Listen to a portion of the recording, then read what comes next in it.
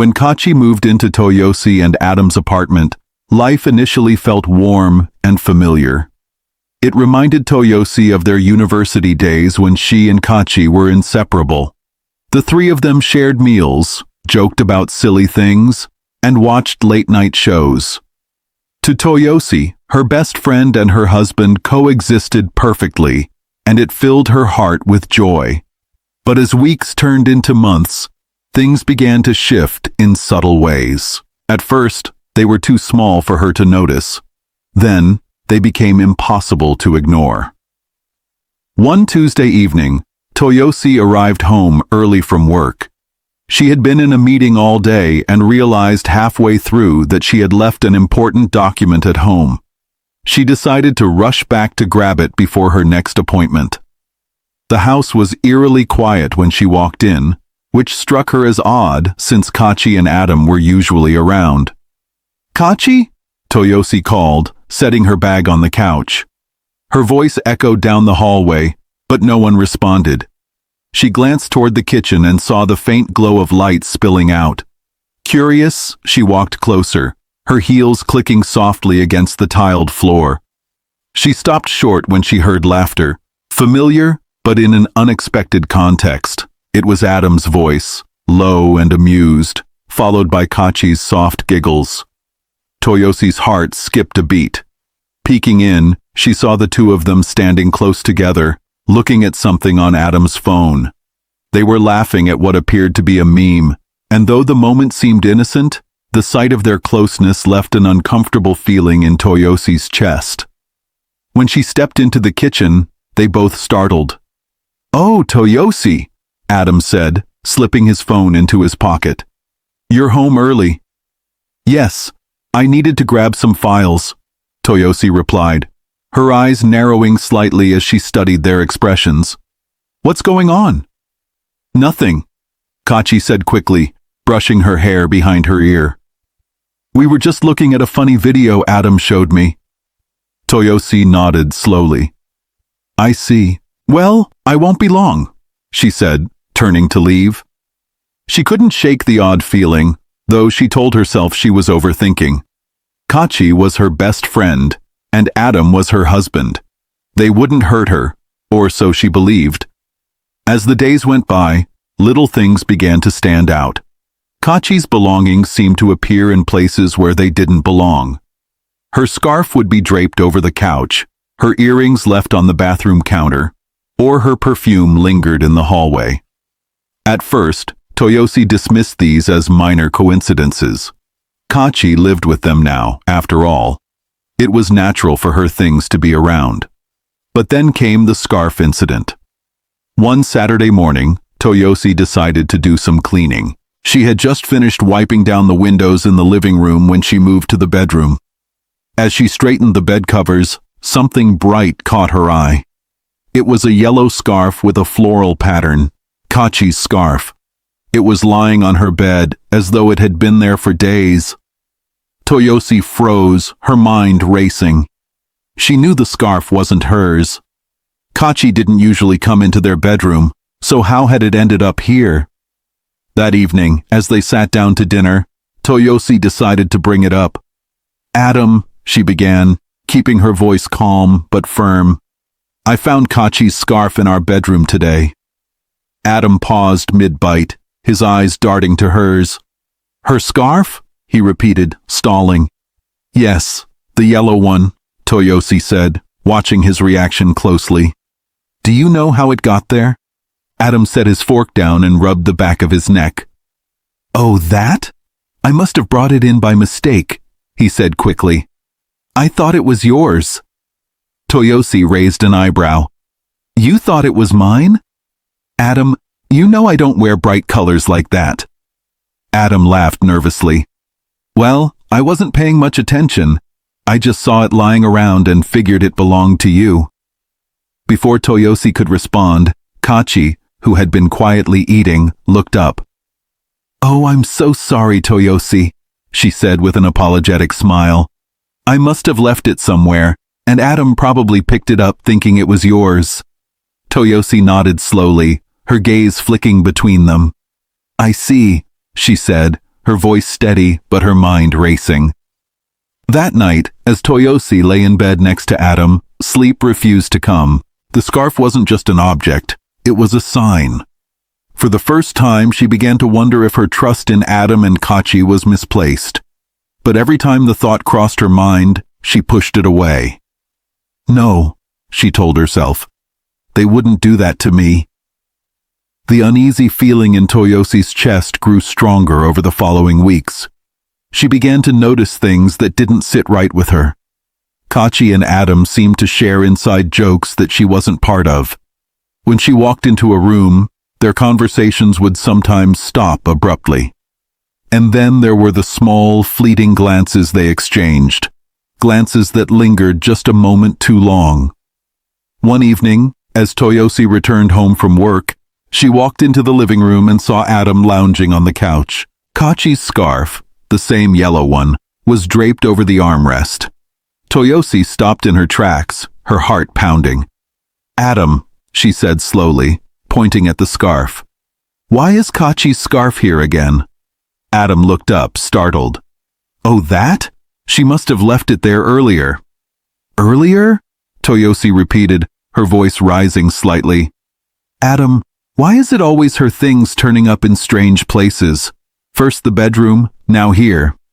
Toyosi, you're overthinking this, Adam said, his tone defensive. It's just a scarf. Just a scarf? Toyosi snapped. Adam, this is our home. I don't understand why her things are everywhere.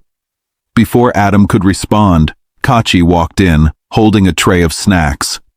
What's going on? She asked, looking between them. Kachi, Toyosi said sharply, her eyes narrowing. Why is your scarf here again? Kachi hesitated, then smiled awkwardly. I must have left it while I was watching TV earlier. I'm sorry, Toyosi. I'll take it back to my room. Toyosi stared at her for a long moment before nodding. Please do. As the days turned into weeks, Toyosi began to feel like a stranger in her own home. She found herself observing Kachi and Adam more closely, searching for clues to explain the growing unease in her heart. She hated the doubts creeping into her mind, but the signs were becoming too clear to ignore. One night, as Toyosi lay awake in bed, she whispered to herself, Am I imagining things, or is something really wrong? Deep down, she already knew the answer. Toyosi's home no longer felt like the safe, loving space it once was. What used to be filled with warmth and laughter now carried a tense, almost suffocating air. She told herself repeatedly that she was imagining things, but her heart whispered otherwise. Adam and Kachi's interactions, though subtle, had become impossible to ignore. The small signs, Kachi's belongings turning up in odd places, their shared laughter at private jokes, were no longer coincidences. Something was wrong, and Toyosi was determined to find out what. One evening, after a particularly exhausting day at work, Toyosi returned home to an eerily quiet house. Normally, Kachi would be in the kitchen preparing dinner, or Adam would be working at his desk. But tonight, the house felt empty. Kachi? Adam? She called out, dropping her bag on the couch. Still no response. Her heart began to race as she walked toward the hallway. She reached the kitchen first, empty, then the living room, silent. Finally, she stood outside their bedroom door. It was slightly ajar, and she could hear faint whispers. Toyosi's stomach churned as she pushed the door open. Inside, Adam was sitting on the bed, his head turned toward Kachi, who stood by the window holding her phone. They both froze when they saw Toyosi. "Oh, hey, Toyosi," Adam said, his voice unnaturally cheerful. "You're back early." Toyosi crossed her arms and leaned against the doorframe. "What's going on here?" she asked, her tone calm but firm. "Nothing," Kachi said quickly, slipping her phone into her pocket. "We were just talking about a video idea for my channel." Toyosi's eyes flicked between them, noting the tension in their posture. "In my bedroom?" she asked, raising an eyebrow. Adam laughed nervously. It's not what it looks like, Toyosi. We were just— Save it, Toyosi said, cutting him off. Next time, don't hold your discussions in my personal space. She turned and left the room, her heart pounding. She wanted to believe their excuses, but deep down, she knew something wasn't right. The following morning, Toyosi decided to test her instincts. She deliberately left for work earlier than usual, but returned an hour later, claiming she had forgotten her lunch. When she walked into the house, she found Adam and Kachi sitting close on the couch, their laughter cutting off abruptly as she entered. "Oh, Toyosi," Adam said, standing up quickly. "Did you forget something?" "Yes," she replied, eyeing them both suspiciously. "My lunch." "I see," Adam said, scratching the back of his head. "Well, we were just watching a movie." Toyosi nodded, biting back her anger. "I hope it's a good one," she said before heading to the kitchen. As she grabbed her lunch, she felt her suspicions solidify. They were hiding something, and she was determined to find out what. That evening, Toyosi sat on the edge of her bed, her mind racing. Memories of their wedding day flashed before her eyes. Adam's vows, Kachi's speech as the maid of honor, the joy she had felt that day. How had things come to this? Could she really be losing the two people she loved and trusted most? Her thoughts were interrupted by a text message from her boss. There was an urgent meeting scheduled in Enugu, and she would need to leave the next day. Toyosi welcomed the distraction. Maybe a few days away would help her clear her head. The following morning, Toyosi packed her bags and bid Adam and Kachi goodbye. "I'll only be gone for 2 days," she said, hugging Adam. "Take care of things while I'm away." "Of course," Adam said, his smile warm but somehow hollow. Kachi stood by the door, waving. "We'll miss you, Toyosi. Have a safe trip." Toyosi nodded, forcing a smile. As the car pulled away from the house, she couldn't shake the feeling that she was leaving a storm behind. At the airport, Toyosi received a call from her office. The meeting had been cancelled. Instead of informing Adam, she decided to head back home, wanting to surprise him. Her driver turned the car around, and within an hour, she was standing at the front door of her apartment. She unlocked the door quietly, eager to catch Adam off guard. As she stepped inside, she noticed the faint sound of music coming from the bedroom. Her heart began to race as she walked down the hallway. The closer she got, the clearer the voices became. Laughter, whispers, and moans. Toyosi's hands trembled as she pushed the bedroom door open. The sight that greeted her was one she would never forget. Adam and Kachi were on the bed, their arms wrapped around each other, lips locked in a passionate kiss. For a moment, Toyosi froze, unable to process what she was seeing. Then, the reality hit her like a wave, and tears filled her eyes. "Adam! Kachi!" she screamed, her voice breaking. The two of them scrambled to separate, their faces pale with shock and guilt. "Toyosi, wait!" Adam began, but Toyosi didn't wait to hear the rest. She turned and fled the room, her vision blurred with tears. Toyosi ran out of the house and into her car, her hands shaking as she fumbled with the keys. She drove aimlessly for hours, her mind replaying the betrayal over and over. How could they? Adam, her husband, and Kachi, her best friend. Two people she had trusted completely. The pain was unbearable. Eventually, she found herself at a park. She parked the car and sat there in silence, tears streaming down her face. Her phone buzzed with calls and messages, but she ignored them all. She didn't want to hear their excuses or apologies. That night, Toyosi went to her colleague Funmi's house. She hadn't told anyone what happened, but Funmi didn't ask questions. She welcomed Toyosi in, offering her tea and a shoulder to cry on. "You can stay here as long as you need," Funmi said gently. "Thank you," Toyosi whispered, her voice hoarse from crying. For 2 days, Toyosi stayed at Funmi's house, avoiding all contact with Adam and Kachi. When she finally returned to the apartment to gather her belongings, she found them both waiting for her. "Toyosi, please, let us explain," Kachi said, tears streaming down her face. "It was a mistake. It wasn't supposed to happen." "Don't call my name," Toyosi snapped, her voice cold. "You've already said enough." "Toyosi, it was the devil," Adam said, his voice desperate. "We didn't mean to hurt you." Toyosi glared at them both, her chest heaving with anger. "The devil?" she repeated. "The devil didn't drag you into that bed. You did this, both of you." "Please forgive us," Kachi begged, falling to her knees.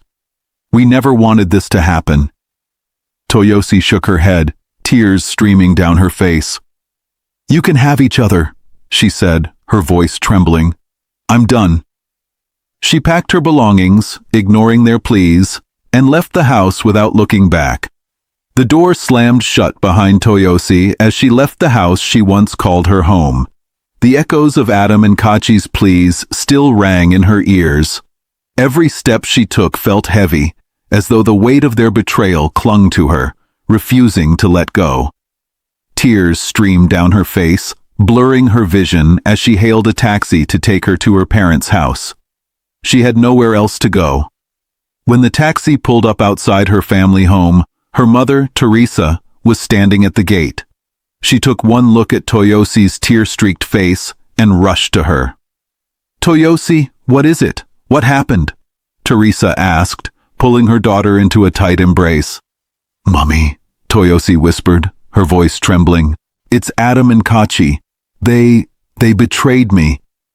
Teresa froze, trying to process what she was hearing. "Come inside, my child. We'll talk there." Inside the warm comfort of her childhood home, Toyosi broke down completely. She told her mother everything, the signs she had ignored, the scarf in the bedroom, and the devastating moment she walked in on her husband and best friend. Teresa listened silently, her hand gently rubbing Toyosi's back. When Toyosi finished, her mother took a deep breath. "My child, I am so sorry you had to go through this, but you are strong. You will rise above this." "How, Mummy?" Toyosi asked, her voice breaking. "How do I move on from this? They were the two people I trusted most, and they both destroyed me." Teresa sighed, her eyes filled with both sorrow and determination. "You start by letting go of them. Pack their memories into a box and focus on yourself. This pain will not last forever." The following day, with her mother's help, Toyosi began taking the first steps toward rebuilding her life. She decided to see a therapist, hoping it would help her process her emotions and find clarity. During her first session, the therapist, a calm and understanding woman named Dr. Angela, asked her to talk about her feelings. "I feel broken," Toyosi admitted. "I trusted them so much, and now it's like everything I believed in was a lie." Dr. Angela nodded. "Betrayal cuts deeply because it comes from those we let closest to us. But you're here, and that means you want to heal. That's a strong first step." Toyosi nodded, though her heart still felt heavy. "I don't know if I can forgive them." "Forgiveness is not for them," Dr. Angela said gently. "It's for you. It's about freeing yourself from the burden of their actions. Forgive when you're ready, not to absolve them, but to release yourself."